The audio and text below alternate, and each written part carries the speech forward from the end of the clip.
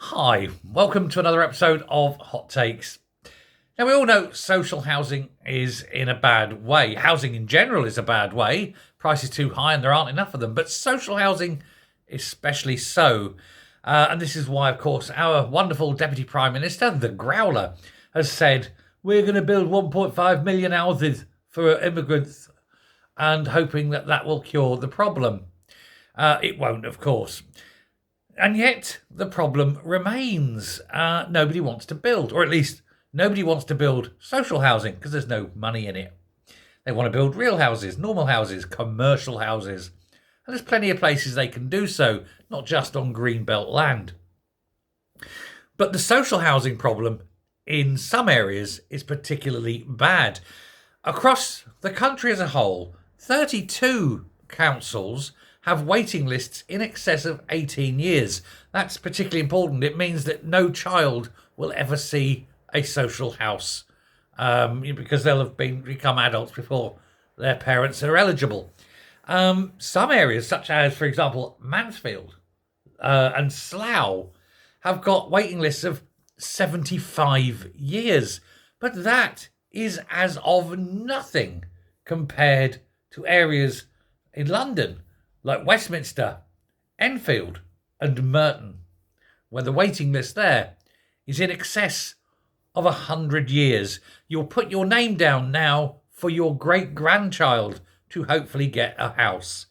That's how bad it is. Kate Henderson, the Chief Executive of the National Housing Federation, said the social housing sector has faced years of withdrawal of vital funding from central government and that it is now no longer viable. And she's quite right. So what do we do? How can we have enough housing in this country? Well, it's simple, isn't it? Border control. But this government won't do that.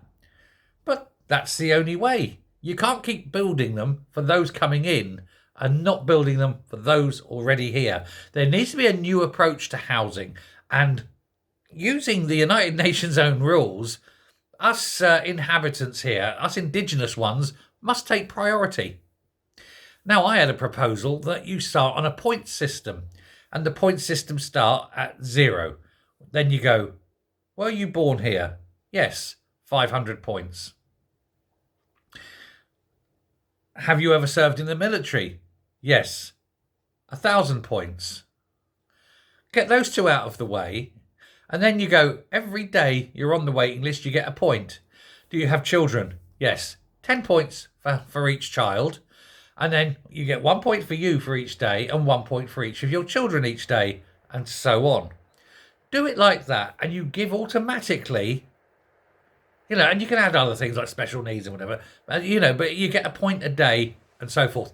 But with that £500 for being a British citizen and 1,000 for being ex-military, what you're going to do then is change the demographic of how houses are, allocated, and those who have served take priority for having served and risked their life, and those who are British take priority over those who income.